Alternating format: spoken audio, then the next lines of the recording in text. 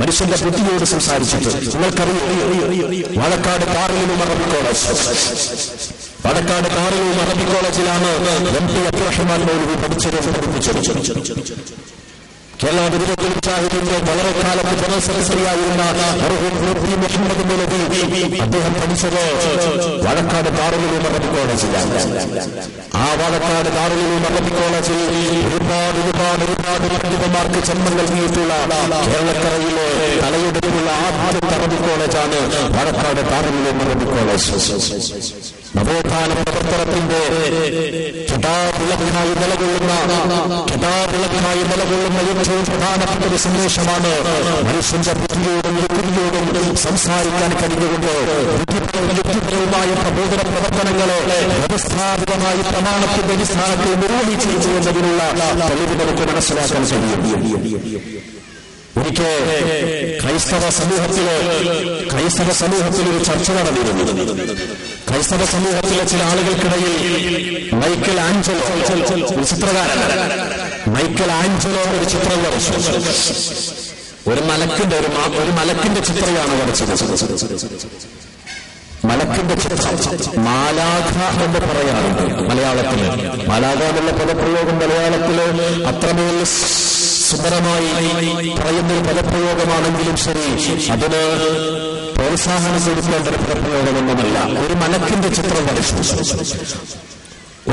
ചിത്രം വരച്ചപ്പോ അവരുടെ ഭാഷയിൽ പറഞ്ഞാൽ മാലാഖയുടെ ചിത്രം വരച്ചു ആഞ്ചലോ മാലാഖയുടെ ചിത്രം വരച്ചു പ്രിയപ്പെട്ട കർദിനാളിന്റെ അടുക്കലേക്ക് കൊണ്ടുപോകും. കർദിനാള് ആ ചിത്രങ്ങളെ നോക്കിയിട്ട് പറഞ്ഞു, ഇതെന്താ ഈ മാലാഖയുടെ ഈ മലക്കിന്റെ ചിത്രത്തില് എന്താണ് ചെരുപ്പ് ധരിക്കാത്തത്? എന്താണ് ചെരുപ്പ് ധരിച്ചത്? ചെരുപ്പിട്ട മാലാഖയോ? കർദിനാൾ ചോദിച്ചു ആഞ്ചലയോട്, ചെരുപ്പിട്ട മാലാഖയോ? നീ എവിടെയെങ്കിലും ചെരുപ്പിട്ടൊരു മാലാഖയെ കണ്ടിട്ടുണ്ടോ എന്ന ആഞ്ചലയോട് കർദിനാൾ ചോദിച്ചപ്പോ ആഞ്ചലോ കർദിനാളോട് തിരിച്ചൊരു ചോദ്യം ചോദിച്ചു. ചെരുപ്പിട്ട മാലാഖയെ ഞാൻ കണ്ടിട്ടുണ്ടോ എന്നല്ലേ നിങ്ങൾ ചോദിച്ചത്? ലോകത്താരെങ്കിലും മാലാഖയെ കണ്ടിട്ടുണ്ടോ?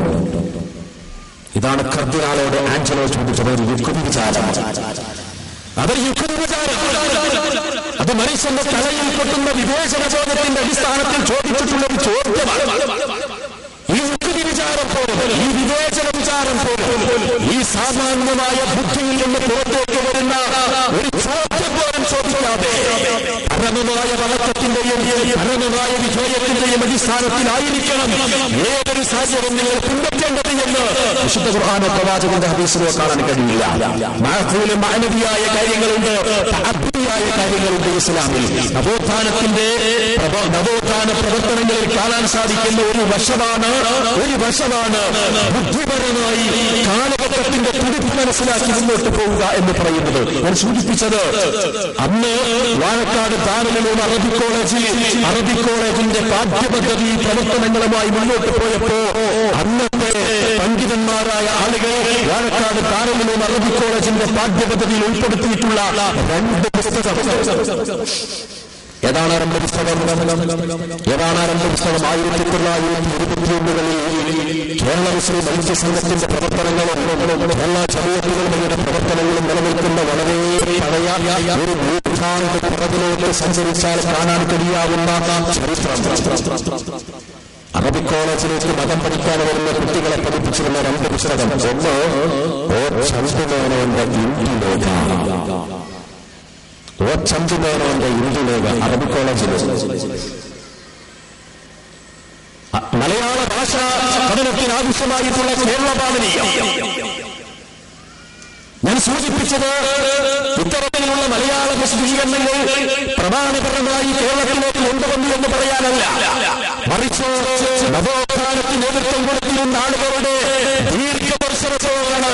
ദീർഘദർശനത്തെയാണ് ഇവിടങ്ങളിൽ നിങ്ങൾക്ക് വായിച്ചെടുക്കാനും മനസ്സിലാക്കാനും സാധ്യമാകുന്നത്.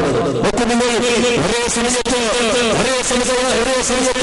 മുസ്ലിം സമുദായത്തിന്റെ വിദ്യാഭ്യാസപരമായ സാമൂഹികപരമായ വളർച്ചയ്ക്ക് വേണ്ടി രാഷ്ട്രീയപരമായ വളർച്ചയ്ക്ക് വേണ്ടിയിട്ട് നേതൃത്വം കൊടുത്തിരുന്ന ആളുകൾ ആളുകളായിരുന്നു നവോത്ഥാനത്തിന്റെ ആളുകൾ എന്ന് പറയുന്നത്.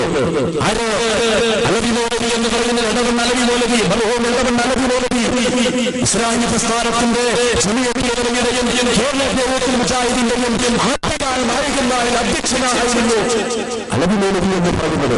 ആ അലവി മൗലവി APCC മെമ്പറായിരുന്നു. APCCയുടെ സുപ്രീം മെമ്പറായിരുന്നു അലവി മൗലവി എന്ന് പറയുന്നത്. നവോത്ഥാനത്തിന്റെ പ്രവർത്തനത്തിൽ നിന്ന് നമുക്ക് വായിക്കാൻ കഴിയാവുന്ന ഏറ്റവും വലിയ സുവർണ അധ്യായങ്ങളുടെ അധ്യായമാണ് അതൊക്കെ. ഞാൻ അവസാനിപ്പിക്കുകയാണ്. ഞാൻ സൂചിപ്പിക്കുന്നത് നവോത്ഥാനം എന്ന് പറയുന്നത് സാധാരണ പറയാറുള്ളത് പോലെ ഒരു നാട്ടിലെത്തിയിട്ടുള്ള ഒരു തൂണല്ല. ആ തൂണ് ചുവല് പിടിച്ച് നശിച്ചു പോകാവുന്ന തരത്തിലേക്ക് ഇളക്കം സംഭവിക്കാത്ത വിധത്തിൽ നാട്ടിലെത്തിയിട്ടുള്ള ഒരു തൂണായിട്ട് നവോത്ഥാനത്തെ വിലയിരുത്തേണ്ടതില്ല. മറിച്ച് കാലഘട്ടത്തിന്റെ മുന്നിൽ നടക്കാനും കാലഘട്ടത്തിന്റെ ശബ്ദങ്ങളെ മനസ്സിലാക്കാനും ഇസ്ലാമിക പ്രബോധന പ്രവർത്തനത്തെ പ്രമാണത്തിന്റെ അടിത്തറയിൽ നിന്നുകൊണ്ട് നിർവഹിക്കാനും സാധിക്കുന്ന പ്രവർത്തനമാണ് നവോത്ഥാന പ്രവർത്തനം എന്ന് പറയുന്നത്. ആ നവോത്ഥാന പ്രവർത്തനത്തിന്റെ മേഖലകളിൽ ഒരു പ്രധാനപ്പെട്ട മേഖലയാണ് യുക്തി വിചാരം എന്ന് പറയുന്നത്. ഇന്ന് ആ യുക്തി വിചാരത്തെ മയക്കിക്കിടക്കുകയാണ് ചെയ്തത്. ദീനെന്ന് പറഞ്ഞാൽ ചിന്തിക്കാൻ പാടില്ല. ഇസ്ലാമിലെ ബുദ്ധിക്ക് സ്ഥാനമുള്ള കൂട്ടരെ ഇതാരാ പറയുന്നത്? ഇസ്ലാമിലെ ബുദ്ധിക്ക് സ്ഥാനമില്ല എന്ന് പറയുന്നത് ഒന്ന്, ഞാൻ നേരത്തെ പറഞ്ഞിട്ടുള്ള ആത്മീയതയുടെ ചൂഷണ വ്യവസായവുമായി രംഗത്ത് വരുന്ന ആളുകൾക്കാണ്. അവിടെ ബുദ്ധിക്ക് ഒരു സ്ഥാനമില്ല, ചിന്തിക്കാൻ പാടില്ല. ചിന്തിച്ചു കഴിഞ്ഞാൽ പിന്നീട് ഈ യാഥാസ്ഥികതയുടെ വിശദീകരണങ്ങൾ സമൂഹത്തിൽ നടക്കില്ലല്ലോ. ചിന്ത ഒരിക്കലും അവിടെ പറ്റില്ല. അതേ ആശയങ്ങളെ നവയാഥാസ്ഥികതയുടെ പേരിൽ നമ്മുടെ സമൂഹത്തിൽ കുത്തിനിറക്കാൻ വേണ്ടി ശ്രമിക്കുന്ന ആളുകളും അടിസ്ഥാനപരമായി ഈ സമൂഹത്തോട് വിളിച്ചു പറഞ്ഞൊരു കാര്യമാണ്, നിങ്ങൾക്ക് ചിന്തിക്കാനുള്ള അവകാശമില്ല എന്ന ചിന്തയെ പണയം വെച്ച് പോരണം. എന്നിട്ടോ ഖുർആനെന്ത് പറഞ്ഞു അംഗീകരിച്ചോളാം, ഹദീസ് എന്ത് പറഞ്ഞു അംഗീകരിച്ചോളാം. അത് ചിന്തിക്കാൻ പറഞ്ഞ കാര്യങ്ങളാണെങ്കിലും ചിന്തിക്കാൻ പാടില്ല, നേർക്കുനേർ അംഗീകരിക്കാൻ പറഞ്ഞ കാര്യങ്ങളാണെങ്കിലും ചിന്തിക്കാൻ പാടില്ല. അബുദിയായ കാര്യം ഉണ്ടാവും. കഅബ തവാഫ് നടക്കണം, അവിടെ ചിന്തക്ക് സ്ഥാനമില്ല. ഹജറുൽ അസ്വദ് മുത്തണം, അവിടെ ചിന്തക്ക് സ്ഥാനമില്ല. സഫാ മർവയിൽ ഓടണം, ചിന്തക്ക് സ്ഥാനമില്ല. നമസ്കാരത്തിൽ റുകൂഅ് സുജൂദ് പോലെയുള്ള കർമ്മങ്ങൾ നടത്തണം, അവിടെ ചിന്തക്ക് സ്ഥാനമില്ല. എന്താ ഇങ്ങനെ കൊണ്ടുവരുന്നത്, എന്താ ഇങ്ങനെ കൊണ്ടുകൂടെ, എന്താ അങ്ങനെയിക്കൂടെ ഇങ്ങനെയിക്കൂടെ, 4 റക്അത്തുള്ള 2 റക്അത്തായിക്കൂടെ എന്നത് പറയാനൊന്നും ചിന്തക്ക് സ്ഥാനമില്ല. പക്ഷേ ചിന്തക്ക് സ്ഥാനമുള്ള ഒരുപാട് വിഷയങ്ങൾ വിശുദ്ധ ഖുർആനിൽ പറഞ്ഞിട്ടുണ്ട്.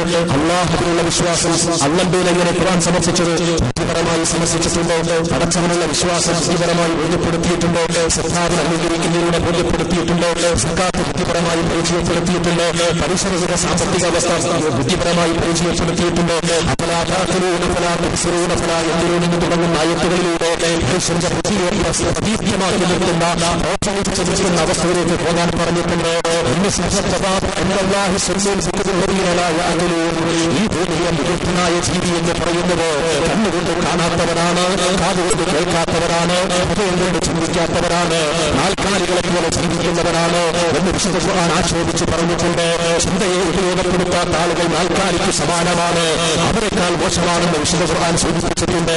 ചിന്താപരമായ വിഷയങ്ങളും ഇസ്ലാമിന്റെ അവങ്ങളിൽ കാണാൻ സാധിക്കും.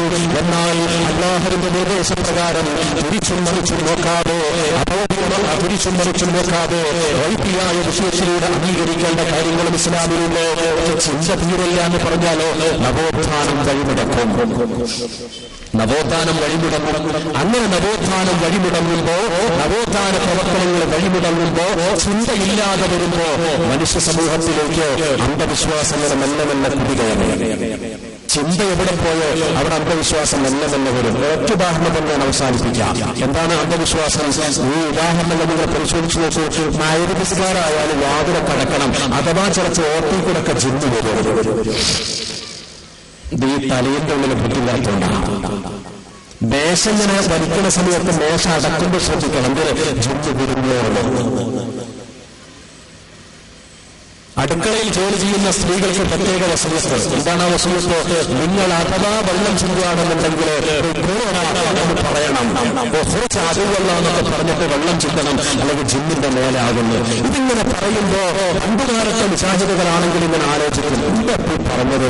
മേശനെ തുറന്നടക്കുമ്പോ ജിന്നിൽ ഉള്ളിൽ കൊടുക്കുമ്പോ വാതിലിങ്ങനെ നടക്കുമ്പോൾ അതിന്റെ അടിയിൽ ജിന്ന് കുടുങ്ങുന്നു. എന്താണ് ഈ പറയുന്നത് എന്ന് പഴയകാല മുജാഹിദുകളാണെങ്കിൽ ചിന്തിക്കും.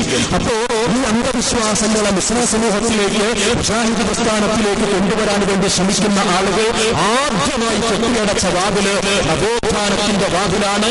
ആ നവോത്ഥാനത്തിന്റെ വാതിലിൽ നിൽക്കുന്ന ഒരു വാതിലായ ബുദ്ധി ഉപയോഗപ്പെടുത്തണമെന്നുള്ള വാതില് ആദ്യം അടച്ചു. അല്ലേ? യാഥാസ്ഥിതന്മാരായ ആളുകൾ, പള്ളി വ്യവസായവുമായി വരുന്ന ആളുകൾ, അവരുടെ വിശ്വാസികളായ ആളുകളെ പഠിപ്പിച്ചിരുന്ന നമ്മൾ പറഞ്ഞത് നിങ്ങൾ കേൾക്കണം, നമ്മളോട് ചോദിക്കാൻ പാടില്ല, ബുദ്ധി കൊടുത്ത് ആലോചിക്കാൻ പാടില്ല, ചിന്തിക്കാൻ പാടില്ല. ആയിഷ റളിയല്ലാഹു പോയിട്ടുണ്ടോ എന്ന് ചോദിക്കുമ്പോ ആയിഷ റളിയല്ലാഹു പോയിട്ടുണ്ടോ എന്ന് നേർക്ക് നേരെ പറഞ്ഞിട്ടില്ലെങ്കിലും മുഅ്മിനീങ്ങളായ ആളുകൾ പോയിട്ടുണ്ടോ എന്ന് ഖുർആനിലോ ഹദീസിലോ ഉണ്ടെങ്കിൽ പോയിക്കൂടെ എന്ന് ചിന്തിക്കാൻ പാടില്ല. നവോത്ഥാനത്തിന്റെ വഴിമുടക്കത്തിൽ കടന്നു വരുന്ന മേഖലയാണ് ബുദ്ധിപരമായ ആലോചനയും വിവേചനാധികാരം ഉപയോഗപ്പെടുത്താതിരിക്കുക എന്ന് പറയുന്നത്. അതിന്റെ അടിസ്ഥാനത്തിലാണ് മുസ്ലിം സമൂഹത്തിൽ തലപൊക്കിയിട്ടുള്ള അന്ധവിശ്വാസങ്ങൾ കടന്നു വന്നത്, അബദ്ധധാരണകൾ കടന്നു വന്നത്. എന്തിനേറെ അവസാനമായി നവോത്ഥാനത്തിന്റെ നടക്കുന്ന ആളുകൾ കടന്നു വന്നത് വിവാഹ പരസ്യം. നിങ്ങളൊക്കെ കേട്ട വിവാഹ പരസ്യമാണ്. എന്താണ്? നമ്മളൊക്കെ വിവാഹ പരസ്യം കൊടുത്താൽ മുജാഹിദ് യുവതി, മുജാഹിദ് യുവാവ് എന്ന് പറഞ്ഞിട്ട് പരസ്യം കൊടുക്കുക. മുജാഹിദ് എന്ന പദം കൊടുത്താൽ തന്നെ എന്താണ് ആശയം, എന്താണ് ആദർശം എന്ന് മനസ്സിലാക്കും. ഈ അടുത്ത കാലത്ത് ഒരു പരസ്യം, ഒരു വിവാഹ പരസ്യം. എന്താണ് വിവാഹ പരസ്യം വരുന്നത്? എന്താണ്?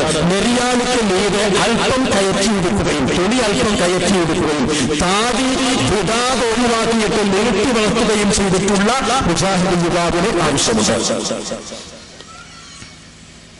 മുജാഹിദ് നവോത്ഥാന പ്രസ്ഥാനമായ മുജാഹിദ് പ്രസ്ഥാനത്തിന്റെ ഒരു വ്യക്തിയെ പരിചയപ്പെടുത്താൻ ഈ സിംബലുകളും ഈ അടയാളങ്ങളും എങ്ങനെയാണ് മുജാഹിദ് പ്രസ്ഥാനത്തിന്റെ കൂട്ടിൽ കയറിക്കൂടിയത്? ആരാണ് ഇതിനെ കയറ്റിക്കൂട്ടിയത്? ബുദ്ധിയും ആലോചനയും പ്രമാണങ്ങളും തലതിരിഞ്ഞു പോയി പടച്ചവനേക്കാൾ കൂടുതൽ പടപ്പുകൾക്ക് പ്രാധാന്യം കൊടുത്ത, പ്രമാണത്തെക്കാൾ കൂടുതൽ പ്രമാണിമാർക്ക് പ്രാധാന്യം കൊടുത്ത, ബുദ്ധി മരവിപ്പിക്കാൻ വേണ്ടിയിട്ട് ആഹ്വാനം കൊടുത്തിട്ടുള്ള ഒരു പാളയത്തിലേക്ക് പന്തം കൊടുത്തിട്ടായി കടന്നു വന്നിട്ടുള്ള അബദ്ധങ്ങളാണിത്. അതുകൊണ്ട് പ്രിയപ്പെട്ടവരെ, ഇസ്ലാഹി പ്രസ്ഥാനത്തിന്റെ നവോത്ഥാന യാത്രയിൽ ഇനിയും ഒരുപാട് നമുക്ക് മുന്നോട്ട് പോകാനുണ്ട്. ഞാനൊരു ഭാഗം കൂടി പറഞ്ഞ് അവസാനിപ്പിക്കുകയാണ്. ആ നവോത്ഥാന പ്രവർത്തനത്തിന്റെ രണ്ട് ചിന്താധാരകളെ നിങ്ങൾക്ക് വായിക്കാൻ കഴിയും. എന്താണ് ആ രണ്ട് ചിന്താധാര? കഴിഞ്ഞ ഏപ്രിൽ മാസത്തിൽ മലപ്പുറം ജില്ലയിലെ രണ്ട് സ്ഥലത്ത് വെച്ച് രണ്ട് സംസ്ഥാന സംഘടനകൾ ചേർന്നു. കഴിഞ്ഞ ഏപ്രിൽ മാസം മലപ്പുറം ജില്ലയിലെ മഞ്ചേരിയിലും മലപ്പുറം ജില്ലയിലെ എടവണ്ണയിലും സംസ്ഥാന സമിതിയിലെ കാര്യപ്പെട്ട ആളുകൾ കൂടിയാലോചന നിർവഹിച്ചുകൊണ്ട് നടപ്പിൽ വരുത്താൻ വേണ്ടിയിട്ട് സംഗമം ചേർന്നു. ഒന്ന് എടവണ്ണ ജാമിഅ അൽ-അറബിയ്യയിൽ ഒരു സംസ്ഥാന കൗൺസിലായിരുന്നു. മറ്റൊന്ന്